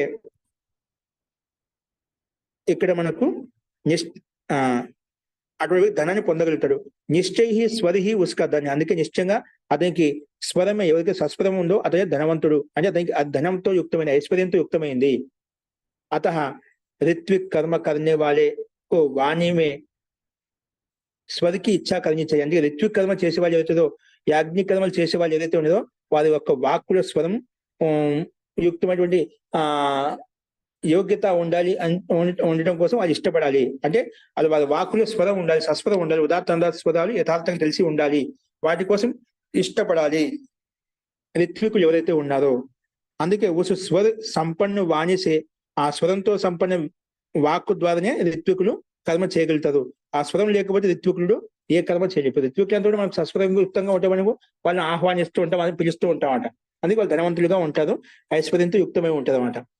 यही कारण है कि यज्ञ में लोग उसी उद्गाता को देखने चाहते. అందుకే ఈ కారణం చేతిన వాళ్ళు ఆ స్వరం ఉంటుంది కాబట్టి బ్రాహ్మణులు వేద పండితులు మనం చూడటానికి ఇష్టపడుతూ ఉంటామట. ఆ స్వరం ఉంది కాబట్టి వాళ్ళు చేతిని, వాళ్ళ స్వరం ఉంది కాబట్టి వాళ్ళు ఒక తేజస్సు కనిపిస్తుంటామట. వాళ్ళు ఆ స్వరం లేకపోతే ఆ తేజస్సు ఉండేవాట. ఎవరు లేనా కూడా ఒక వ్యక్తిలో మనకు తేజస్సు కనిపిస్తుంది, ఒక వ్యక్తికి గౌరవిస్తున్నాం, ఒక వ్యక్తిని పూజిస్తున్నాము అంటే అందులో ఉండే గుణాన్ని ప్రేమిస్తున్నాం. ప్రతి ఒక్కరు సమాజంలో ఎవరుగా ఒకరిలో ఉండే గుణాలను ప్రేమిస్తుంటామట. ఆ గుణాల కారణంగా వ్యక్తికి ఐశ్వర్యం వస్తుంది, గుణాల కారణంగా వ్యక్తికి విలువ పెరుగుతున్నామట. కూడా ఆ బ్రాహ్మణ పని వేరే పని మనం చూడడానికి ఎందుకు ఇష్టపడతామంటే వాళ్ళ వాక్కుల్లో ఉండే స్వరాన్ని చూడడానికి ఇష్టపడతాం, వాళ్ళ వాక్కు చెప్పేటువంటి విధానం ఏదైతే ఉందో దాన్ని చూడడానికి ఇష్టపడతామంట. అది రమణీయంగా ఉంటుంది, అందరికి ఆహ్లాదాన్ని ఇస్తూ ఉంటుంది. అందుకే అటువంటి వ్యక్తులను, అటువంటి ఋత్వికులను అందరూ వెతుకుతూ ఉంటాము. సంపన్న వాణి సే ऋत्विक को कर्म करना चाहिए. यही कारण है कि యజ్ఞ में लोग उसी उद्गाता को देखना चाहते हैं. అందుకే యజ్ఞంలో కూడా అటువంటి ఉద్గాత, ఉన్నతంగా ఉద్గానం చేసేటువంటి వ్యక్తిని అన్వేషిస్తూ ఉంటాం, ఇష్టపడుతూ ఉంటాం అట. జో స్వరవాన్ హై అని చెబితే స్వరయుక్తంగా ఉన్నారు. లోక్ మే భీ జిస్కే పాస్ ధన్ హోతా హై, లోకంలో కూడా మనం ఎవరి దగ్గర ధనం ఉంటుందో అతన్నే మనం చూడాలనుకుంటాం. అలాగే ఎవరి దగ్గర విద్య ఉంటుందో, ఎవరి దగ్గర విశేష కళ ఉంటుందో అతన్ని మాత్రం చూడాలనుకుంటే అతని దగ్గర సాన్నిధ్యాన్ని పొందాలనుకుంటాం అట. అందుకే లోకంలో ఎవరి దగ్గర ధనం ఉంటుందో అతని విధంగా మనం చూడాలనుకుంటామో, అలాగే ఇక్కడ కూడా సామరూపు ధనం ఎవరి దగ్గర అయితే ఉందో, స్వరం ఎవరి దగ్గర అయితే ఉందో అటువంటి వ్యక్తికి అన్ని రకాల ధనాలు ప్రాప్తమవుతాయి, అన్ని రకాల ఐశ్వర్యాలు సిద్ధిస్తాయి. కాబట్టి ప్రతి ఒక్కరిలో అంటూ ఏదో ఒక కళ అనేది మనకు అత్యంత అనివార్యంగా ఉండాలి. దానికోసం అందుకే ఎవరిలో ఏ గుణాలు ఉన్నాయో వాటికి అనుగుణంగానే ఎవరికి ఏ విషయం అయితే రుచి ఉందో అటువంటి విషయం పట్ల మనం ముందు తీసుకెళ్తుండాలి. అందుకే మనం చిన్నప్పుడు యువకులను, మన పిల్లల్ని చూస్తుంటామట. అతనికి ఏదైతే ఇష్టం ఉందో ఆ పనిలో ముందుకు వెళ్ళేవండి. ఎందుకంటే ప్రతి ఒక్కరిలో ఒక విశేష కళ ఉంటుంది. అందరిలో అన్ని కళలు ఉండాలి రూల్ ఏం లేదు. డాక్టర్ కూడా డాక్టరే కావాలి రూల్ ఏం లేదు. ఇంజనీర్ అయితే ఇంజనీరింగ్ కావాలి రూల్ ఏం లేదు. పండితుడే కావాలి రూల్ ఏం లేదు. ఒక్కరిలో కళ విశేషం ఉంటుంది. అధికాంశంగా అవే గుణాలు వస్తాయి, కానీ భిన్నంగా కూడా ఉండొచ్చు. వారికి అనుగుణంగా వారి యొక్క శక్తి సామర్థ్యంగా వాళ్ళు భిన్నగా మార్పులు వస్తూ ఉంటాయి. వాళ్ళు మనకు కనిపిస్తుండే ఒక్క వ్యక్తి యొక్క లక్షణాలు, పిల్లల లక్షణాలు, వాళ్ళ సంస్కారాలు ఏ విధంగా ఉన్నాయి, గత జన్మ సంస్కారాలు ఏ విధంగా ఉన్నాయి, తద అనుగుణంగానే ఆ వ్యక్తిలో సమయానుగుణంగా, కాలానుగుణంగా, వయసురీత్యా ఆ గుణాలు వికసిస్తాయి, ఆ గుణాలు ప్రకాశిస్తాయి. దానికి అనుగుణ వ్యక్తి ఎన్నుకుంటూ ఉంటాడు అన్నమాట. దాన్ని తెలుసుకొని మనం ఆ కర్మలో మనం నియుక్తం చేసినట్లయితే అతడు దాంట్లో ఎక్కువగా ఉన్నతి వృద్ధి చెందగలుగుతాడు అనేది ఇక్కడ మనకు, అదే అతనికి ధనంగా ఉంటుంది, అదే అతనికి ఐశ్వర్యంగా ఉంటుంది మనకు స్పష్టంగా ఇక్కడ కనిపిస్తుంది ఈ మంత్రం ద్వారా. చూడండి, నెక్స్ట్ వచ్చేసి తస్య ఏతస్య సామ్నో యః సువర్ణం వేద భవతి అస్య సువర్ణం తస్య వై స్వర ఏవ సువర్ణం భవతి అస్య సువర్ణం య ఏవం ఏతత్ సామ్నః సువర్ణం వేద. ఇక్కడ దీన్ని మళ్ళా అక్కడ సామ అనేది ధనం, సామకు ధనం ఏంటంటే ప్రాణం, స్వరం అని చెప్పుకున్నాం. స్వరం దానికి ధనయుక్తంగా ఉంటుంది, ఐశ్వర్యయుక్తంగా ఉంటుందని చెప్పుకున్నాం. ఇంకా దీని ఏమంటుందంటే ఈ సామ ఏమిటంటే సువర్ణము, సువర్ణంతో యుక్తమైంది, అంటే అత్యంత తేజవంతమైంది, ప్రకాశవంతమైంది. జో తస్య ఏతస్య సామనో యహ సువర్ణం వేద, ఈ సామ యొక్క సువర్ణ ఎవరు తెలుసుకుంటారో అస్య సువర్ణత్వం భవతి, అతనికి ఐశ్వర్యం తేజవంతం కలుగుతుంది. తస్య వై స్వర ఏవ సువర్ణం, అతనికి స్వరమే సువర్ణంతో యుక్తమైంది. పైన చెప్పిన విధంగా ఇక్కడ స్వరమే, ఆ సస్వరమే అతనికి సువర్ణంతో యుక్తమైంది, తేజవంతమైంది. అందుకే భవతి అస్య సువర్ణం య ఏవం ఏతత్ సామ్న సువర్ణం వేద, అందుకే ఎవరైతే ఈ రకంగా ఆ సామ యొక్క సువర్ణ తత్వాన్ని ఎవరైతే తెలుసుకొని ఆ రకంగా ఉచ్చరిస్తే రకంగా ఉద్గానం చేయగలుగుతారో, ఆ రహస్యం తెలుసుకోగలుగుతారో అతడు కూడా ఆ సువర్ణంతో యుక్తుడవుతాడు, అంటే ఐశ్వర్యంతో యుక్తుడవుతాడు అని చెప్పి ఈ మంత్రాలు కూడా మనకు స్పష్టం చేస్తుంది. జో ఇస్ సామకే సువర్ణకో జాంత, ఈ సామవేదం యొక్క సామగానం యొక్క సువర్ణ తత్వాన్ని, ఆ ఐశ్వర్య తత్వాన్ని, తేజవ తత్వాన్ని తెలుసుకుంటారో ఉష సువర్ణ ప్రాప్తం అవుతా, అతనికి సువర్ణం ప్రాప్తం అవుతుంది. అంటే ఆ తేజస్సు ప్రాప్తం అవుతుంది, ఆ ధనం ఐశ్వర్యం ప్రాప్తం అవుతుంది. ఎందుకంటే ఉస్క స్వరిహి సువర్ణ, ఇక్కడ అక్కడ సామానికి స్వరం ఏ విధంగా చెప్పాం, అక్కడ స్వరిహి సువర్ణం అని చెప్పాం, సువర్ణంతో పోల్చి చెప్పినామాట. అంటే ప్రతి ఒక్కరిలో వారి యొక్క దక్షతని బట్టి, వారి క్షమతని బట్టి వారికి ఏ గుణం ఉందో అదే అతనికి సువర్ణత్వం, అదే అతనికి ధనము, అదే అతనికి ఐశ్వర్యం అనమాట. జో ఇస్ ప్రకార్ ఈ సామకే సువర్ణకు జాంతా హై, ఎవరికి రకమైన సామ యొక్క సువర్ణాన్ని తెలుసుకుంటుందో ఉసే సువర్ణం వెళ్తా, అతనికి సువర్ణం లభిస్తాయి, అంటే ఐశ్వర్యం లభిస్తుంది అనేది మనకు స్పష్టంగా ఇక్కడ చెప్పబడింది. అందుకే మనలో ఉండే గుణాలు ఏవైతే ఉన్నాయో వాటిని, ఏవైతే ఉన్నాయో యథార్థంగా వాటిని నైపుణ్యంగా దాన్ని వాటిని వికసింపజేసుకోవాలి. మనం ఏ విషయంలో అయితే మన రుచి ఉందో, శ్రద్ధ ఉందో వాటిని ఇలా నైపుణ్యం సంపాదించుకోవాలి. ఏ విషయంలో ప్రతి ఒక్కరిలో కళలు భిన్నభిన్నంగా ఉంటాయి, ఆ కళలు నైపుణ్యం సంపాదించుకోవాలి. అదే అతనికి ధనము, అదే అతనికి ఐశ్వర్యం. ఇప్పుడు మనం బయట సమానం చూస్తున్నాం, ఎవరు క్రీడాక్షేత్రంలో క్రీడా ఆట ఆడేవాడు మిగతా విషయాలు, విద్యా అధ్యయనంలో మిగతా విషయాలు ఏముండవు, కానీ ఆ క్రీడ అతనికి ఐశ్వర్యం అంట. ఎవరు ఏ కళలో యుక్తమై ఉన్నదో ఆ కళ అతనికి ఐశ్వర్యము. అది ఏది చిన్నది పెద్దది కాదు, ప్రతి ఒక్కరికి వాళ్ళ వృత్తి ధర్మం ఏదైతే ఉందో అదే అతనికి ఐశ్వర్యం, అదే అతనికి ప్రాణం, అదే అతనికి సువర్ణము, అదే అన్నిటికీ మూలాధారం అన్నమాట. దాని ద్వారా వ్యక్తికి వికాసం కలుగుతుంది, వ్యక్తికి గతి ఉంటుంది, వ్యక్తిలో చైతన్యం ఉంటున్నాడు. దాని కారణంగా వ్యక్తి నిరంతరంగా ముందు కొనసాగుతుంటాడు. అలా గుణమే లేకపోతే గుణం లేక కర్మ అంటూ చేయడం, కర్మ చేయకపోతే ఆ వ్యక్తిలాగా ఉంటాడు అనమాట. ఎందుకంటే ఈ ప్రత్యేక వ్యక్తి ప్రత్యేకమాడు ఏదైనా కర్మ చేస్తూనే జీవించగలుగుతాడు, కర్మ చేయకుండా ఏ ప్రాణి జీవించలేదు. అందుకే ఒక మూర్ఖుడు కూడా ఏదో ఖాళీ తిక్క పనులు చేసినప్పటికీ కూడా, ఏదో అనావశ్యక పనులు చేసినప్పుడు ఏదో పని గతివిధి నడుస్తూ ఉంటుంది, కర్మ చేస్తున్నారు. ఆ కర్మకు ఫలితం ఏంటి తర్వాత విషయం, కానీ కర్మ చేయకుండా, గతివిధి చేయకుండా ఏ ప్రాణి స్థిరంగా స్థిమితంగా కూర్చోలేదు. అంటే ఈ శరీరంతో యుక్తమైన, శరీరం అంగాలతో యుక్తమై ఉంది కాబట్టి, ప్రధానత్వంతో యుక్తమైంది కాబట్టి నిరంతరం గతిశీలంగా ఉంటుంది, నిరంతరం గతి నడుస్తూనే ఉండాలి, నిరంతరం పరిణామం చెందుతూనే ఉందన్నమాట. కర్మ చేస్తున్నా మనం వందలు జీవించగలుగుతాం. అదే మనం అదే ఆ చేసే కర్మలు ఉత్తమంగా ఉన్నట్లయితే అది మనకు ఉన్నతమైన ఫలితాన్ని ఇస్తుంది, ఉన్నతమైన మార్గాన్ని చూపిస్తూ ఉంటుంది. అందుకే ఈ రకంగా 26 మంత్రం మనకు ఇక్కడ చెప్పబడుతున్నమాట. నెక్స్ట్ చూడండి, తస్య ఏతస్య సామ్నో యః ప్రతిష్టాం వేద ప్రతిహ తిష్టతి, తస్య వై వాగేవ ప్రతిష్ట, వాచిః ఖలు ఏష ఏతత్ ప్రాణః ప్రతిష్ఠితో గీయతే. అన్నం ఇతి ఉహ ఏక ఆహుః, ఏక ఆహుః అంటే ఇక్కడ ఏమంటున్నా అంటే,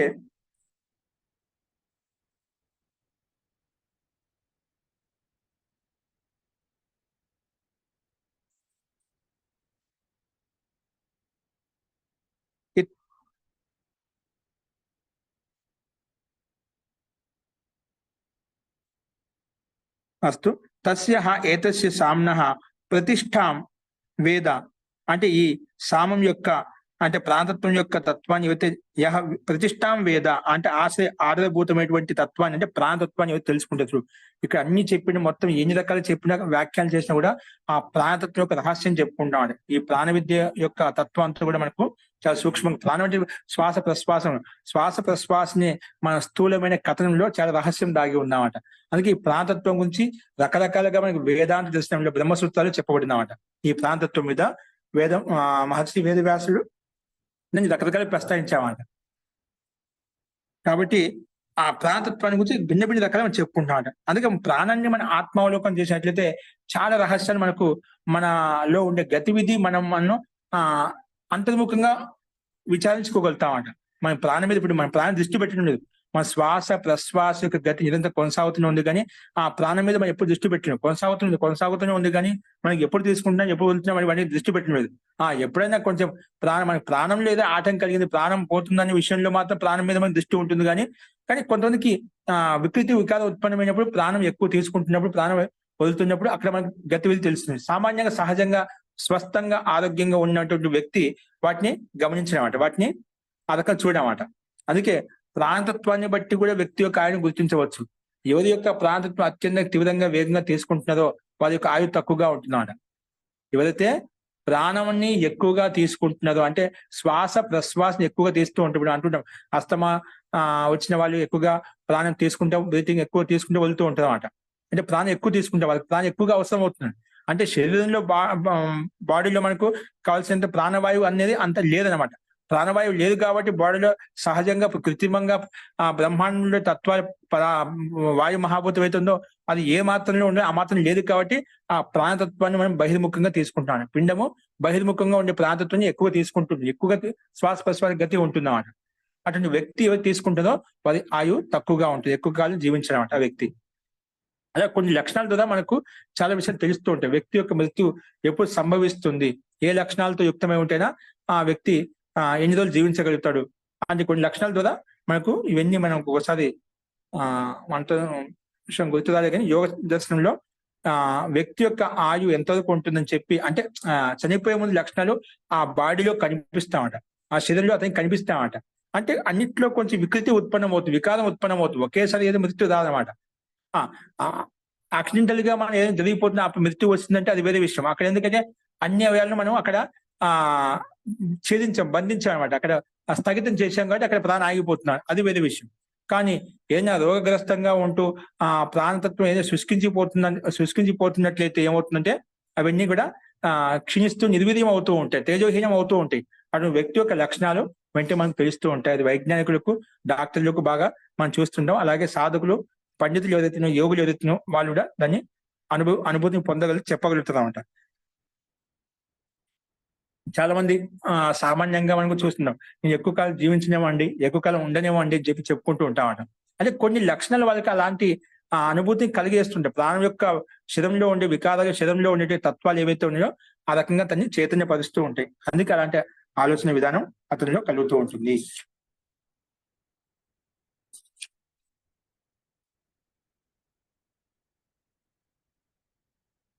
చూడండి, అందుకే ఇక్కడ जो इस साम की प्रतिष्ठा को जानते, प्रतिष्ठा साम యొక్క ప్రాంతత్వ తత్వాన్ని తెలుసుకుంటారో బహు ప్రతిష్ఠితుడు అవుతాడు. उसकी वाणी ही प्रतिष्ठा है, అతనికి వాక్య ప్రతిష్టాత్మకమైంది. ఎందుకంటే वाणी में प्रतिष्ठित हुआ ही यह प्राण ही गाया जाता है. అంటే వాక్కులో ప్రతిష్ఠితమయ్యే ప్రాణము అది ఏదైనా పాడగలుగుతుంది. कोई यह भी कहते हैं कि वह అన్నం में प्रतिष्ठित होकर गाया जाता है. అది అన్నంలో ప్రతిష్ఠితమై పాడబడుతుంది. అన్నంలో ప్రతిష్ఠితమై పాడబడుతుంది అంటే ప్రతిష్టో గీయతే అన్న ఇతి ఊహ ఏక ఆహుహు అని కొంత ఎలా చెప్పినా అది అన్నంలో ప్రతిష్ఠితమై పాడబడుతుంది. అంటే ఇప్పుడు అన్నం ద్వారా అతనికి ప్రాణవాయువు శక్తి బలం కలుగుతుంది కాబట్టి ఆ శక్తి ఉంది కాబట్టి అన్నంలో ఓతప్రోతమై అది పాడగలుగుతుందని చెప్పి కొంత అభిప్రాయాన్ని. అంటే మనం ఏ తత్వంలో, శరీరంలోని ఏ పిండంలో, ఏ తత్వంలో మనం చూస్తుంటాం అక్కడే మనకు ఆ తత్వంతో అది ఓతప్రోతమై కనిపిస్తూ ఉంటుంది అన్నమాట. అంటే మనం అక్కడే ఆ తత్వం బ్రహ్మతత్వాన్ని, ఆ బ్రహ్మ యొక్క రహస్యాన్ని అదే ప్రధానభూతంగా ఉంటుంది. అంటే ప్రతి తత్వం కూడా దీనికి ఇది తక్కువ, ఇది ఎక్కువ అని చెప్పని కదా. ప్రతిది పాత్ర, ప్రతి అవయవం కూడా అది ప్రధానభూతంగా ఉంది. ప్రాణతత్వాన్ని రక్షించడంలో, ప్రాణతత్వాన్ని చూడడంలో ప్రధానభూతంగా ఉంది అన్నమాట. అందుకే ఈ రకంగా ప్రాణ ప్రతిష్టాత్మకంగా ఉంటుంది. అందుకే ఎవరైతే ఈ సామానికి ప్రతిష్టాత్మకంగా తెలుసుకుంటారో, ప్రతిష్ట యొక్క స్వరూపాన్ని తెలుసుకుంటారో అతను కూడా वाणी में प्रतिष्ठित हुआ ही प्राण ही गाया जाता है. प्रतिष्ठित हुआ ही यह प्राण ही गाया जाता है. అంటే అతని యొక్క ప్రతిష్టని యథార్థం తెలుసుకోగలుగుతాడు. ప్రతిష్టాత్మకమైన వ్యక్తి ఆ యథార్థ స్వరూపం తెలుసుకున్నా కాబట్టి అది అనుకున్నటువంటి ఐశ్వర్యాన్ని పొందగలుగుతాడు అనేది ఇక్కడ మనకు ప్రతిష్ఠితుడు అవుతా అంటే దాంట్లో నిష్ణాతుడు అవుతా అని చెప్పి అర్థం చేసుకోవాలి అనేది ఇక్కడ మనకు విశేషం చెప్పింది. అది కొంతమంది యొక్క అభిప్రాయం చెప్పింది, ఏకే ఈ రకంగా చెప్పారు, అది అన్నంలో ప్రతిష్ఠితమై పాడగలుగుతున్నాడు అంటే ఆ అన్నం ద్వారా శక్తి కలుగుతుంది కానీ ఈ రకం పాడబడుతున్నా అని చెప్పి అంటే సామాన్య చెప్పగలుగుతున్నాడు, ప్రాణే ఉద్గీతం చేయగలుగుతున్నాడు అని ఏ గతివి చేసినా కర్మ చేసినా అది ప్రాణశక్తి ద్వారానే. ముఖ్యంగా అన్నం ద్వారానే అన్నం వై బ్రహ్మ అంట, అన్నం వై పరబ్రహ్మ అంట కదా, అన్నం వై ప్రాణ అంటాం, అన్నమే ప్రాణం కాబట్టి ప్రాణం వై అన్నం అని చెప్తాం కాబట్టి ఆ రకంగా దాన్ని అన్నం ద్వారా ఇక్కడ అన్నం ఇది ఉ హ ఏకే ఆహు ఈ రకంగా ఒక వ్యక్తి ఈ రకం ప్రస్తావించాడు అనమాట. అస్తు ఇలా చెప్పిన తర్వాత ఇది ఒక్క మంత్రం చూడండి. అథాతః పవమానానాం ఏవ అభ్యారోహః సహ వై ఖలు ప్రస్తోత సామ ప్రస్తౌతి సహ యత్ర ప్రస్తూయాత్ తద్ ఏతాని జపేత్ అసతః మా సద్గమయః తమసో మా జ్యోతిర్గమయః మృత్యో మా అమృతం గమయః ఇతి స యద్ ఆహ అసతః మా సద్గమయ ఇతి మృత్యుః వై అసత్ సద్ అమృతం మృత్యోః మా అమృతం గమయ అని చెప్పి చెప్పుకున్నామట. అమృతం మా కురు ఇది ఏవ ఏతద్ ఆహ తమసః మా జ్యోతిః గమయ అంటే తమసః మా జ్యోతిః గమయ ఇది మృత్యువై తమః జ్యోతిః అమృతం మృత్యువై తమః జ్యోతిః అమృతం అంటే మృత్యోః మా అమృతం గమయ. అక్కడ ఒక్కొక్క పదం విడిచి చెప్పాము. అక్కడ మృత్యోః మా అమృతం గమయః, మృత్యోః మా అమృతం గమయ, అమృతం మా కురు ఇది ఏవ ఏతద్ ఆహ మృత్యోః మా అమృతం గమయ ఇది న అత్ర తిరోహితం ఇవ అస్తి. అథ యాని ఇతరాని స్తోత్రాని తేషు ఆత్మనే అన్నాద్యం ఆగాయేత్ అన్నాద్యం ఆగాయేత్ అని చెప్పి ఇక్కడ ఈ రకం చెప్పుకున్నాడు. ఆగాయేత్ తస్మాత్ తేషు వరం వృణీత యం కామం కామయేత్ తం సహ ఏషః ఏవం విధం ఉద్గాత ఆత్మనేవ యజమానాయ వ యం కామం కామయతే తం ఆగాయతి తదహ ఏతద్ లోక జిద్ ఏవ నహ ఏవ ఆలోక్యతాయాః ఆశా అస్తి య ఏవం ఏతద్ సామవేద. ఈ రకంగా సామగాన్ని తెలుసుకుంటుందో అతనికి ఈ మనం చెప్పినటువంటి మంత్రాంశం ఏదైతే ఉందో అవన్నీ మృత్యువును తరించి జ్యోతిష్ ప్రకాశాన్ని పొందగలుగుతాడనే అంశాన్ని ఇక్కడ మనకు ఈ మంత్రంలో చెప్పబడింది. దాని విస్తృతమైన వివేచన మనం రేపు చూద్దామండి. అస్తు ఇక్కడ ఒకసారి ఒక చదవండి, చూద్దాము. అబ్ ఆగే పవమాన్ మంత్రం కాహి అభ్యాదో కహా జాతాయి. ఇక్కడ పవమాన మంత్రాలు ఇది మనకు చెప్పబడింది అన్నమాట. ఏంటి పవమాన స్థుతి మంత్రాలు చెప్పి విశేషంగా చెప్పబడ్డాయి. ఇక్కడ పవమాన మంత్రాలనే విశేషంగా అభ్యాహారం చేయబడ్డాయన్నమాట. అందులో ప్రస్తోత నిశ్చయి సామకి ప్రస్తావ్ ఆరంభకర్తాయి. ప్రస్తోత అనే ఋత్వికుడు ముఖ్యంగా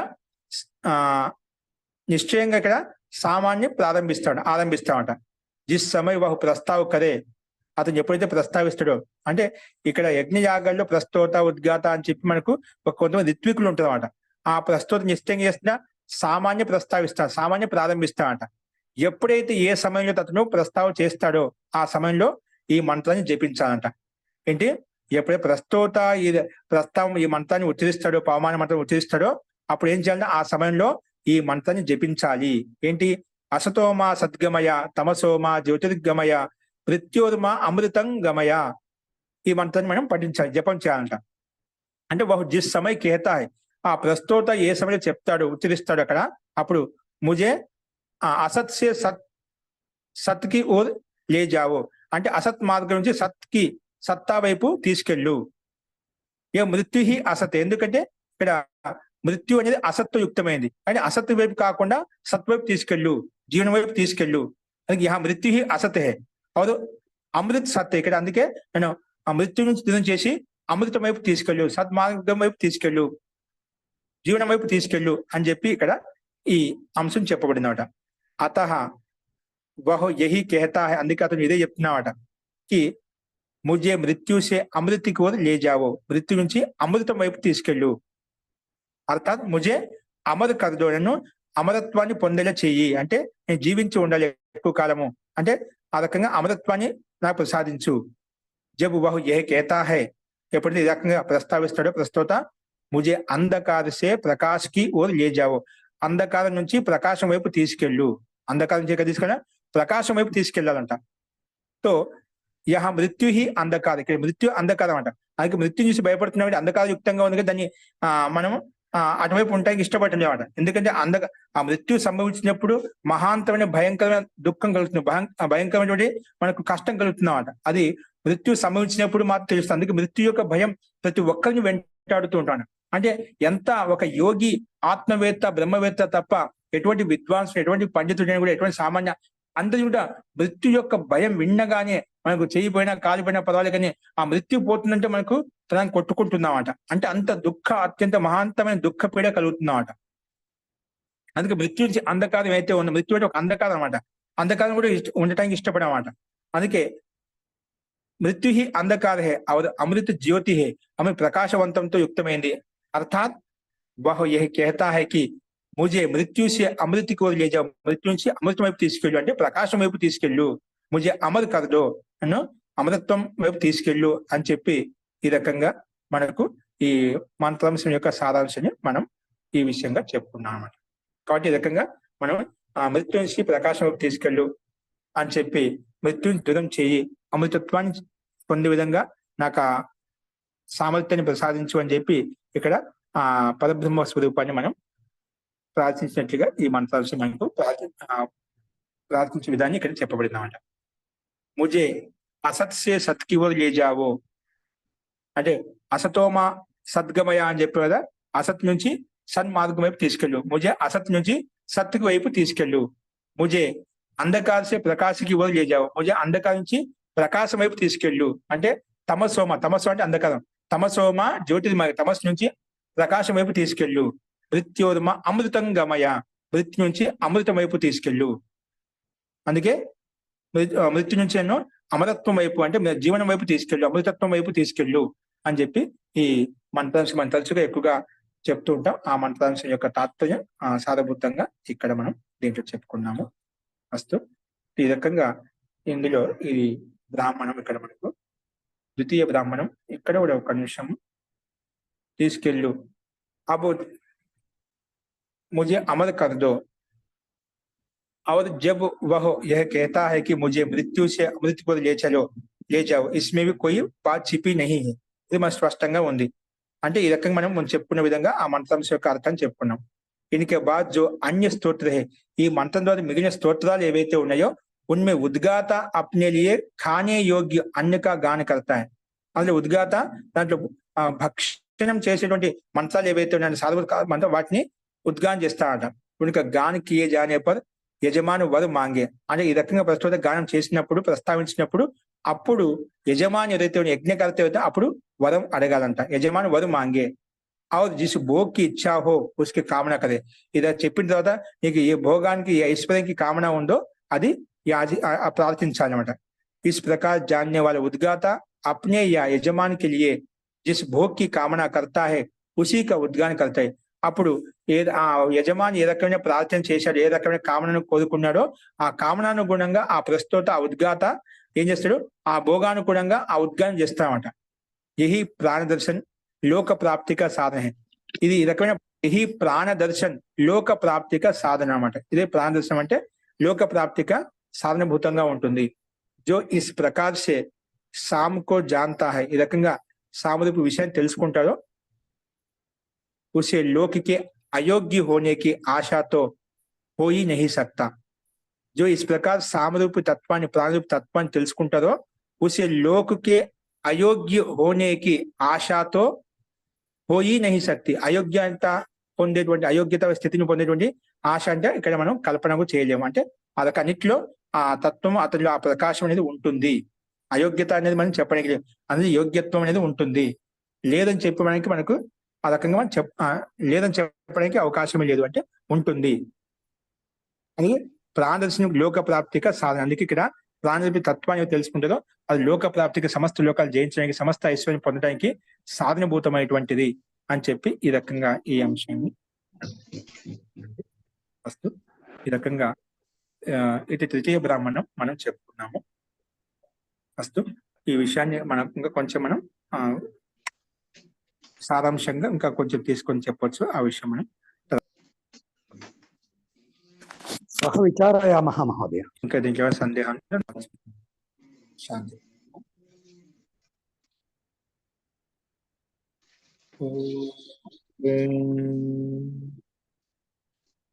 सर्वे भवन्तु सुखिनः, सर्वे सन्तु निरामयाः, सर्वे भद्राणि पश्यन्तु, मा कश्चित् दुःखभाग् भवेत्। ओम शांति शांति शांति। सर्वेभ्यो नमः. అందరికీ నమస్కారం అండి. నమస్తే మహోదయ.